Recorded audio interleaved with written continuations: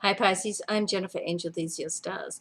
Now there's a very nice connection between Mars in your solar 10th house of career and business, and Uranus, which is sitting there in to do with your money and possessions. So a couple of things to mention here. Firstly, you could very well get some extra cash coming your way. Okay, so that's the good news.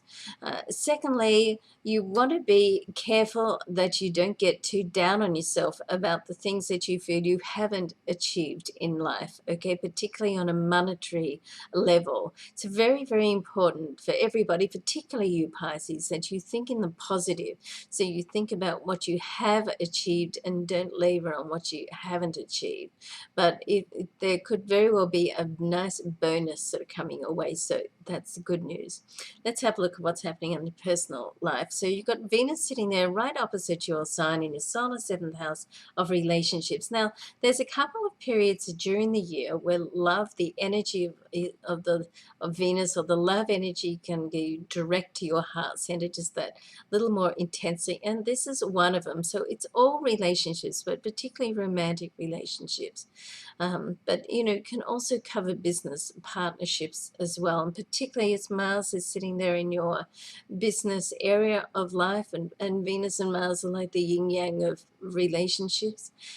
It's a good time to just think about the relationships and how you can improve them. Of course, with the Mars energy, it helps you get out there and initiate, and initiate what's happening, but you want to be careful you don't sort of go over the assertive side and go into aggression. So that's always a bit of a concern with Mars. Now, the other thing that's happening with Venus, there are a couple of aspects of Venus this month, and the first one is that it's squaring Jupiter, and Jupiter is all to do around your home environment and your domestic scene. Now, any connection between Venus and Jupiter, I always like to think of as being positive. Okay, so it's like something is coming your way. It's good energy coming your way. Okay, so you want to keep that in mind too. Certainly, if somebody is used to exaggerating, or if it just doesn't.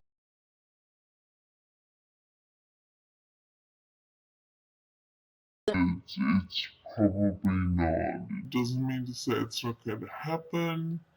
It just may not um, be as fabulous as somebody is making it out to be. Now, the other aspect with Venus is with Mercury, excuse me, and Mercury is sitting in your solar 9th house. This is a good time to connect with people that are going to help you grow with a level of knowledge. Now, this can be inner growth. It can also be business growth.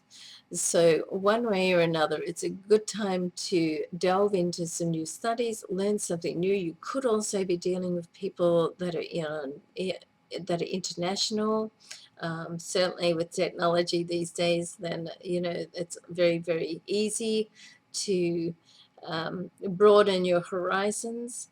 And this is a good time to communicate anything that you feel needs to be communicated, because keep in mind that Mercury is going to go retrograde early next month. So it will go retrograde on the 7th of November. However, at the end of this week, it will start to go through what's called the shadow phase, and that is the degree that the retrograde will actually go back to. So it's certainly, and that's happening, I think, on the 18th, so towards the end of this week. It's certainly not as dramatic or disruptive, probably for want of a better word, as the actual retrograde period, but still certainly something to keep in mind. At the start of this week, this week is a good time to get any communications, particularly of a sensitive nature, that you want to get out of the way, or buy any electronic commitment, or sign any deals or contracts, or anything of a more official nature. Okay. Have a great week, Pisces. Thank you for watching. I'm Jennifer Angel. See you soon.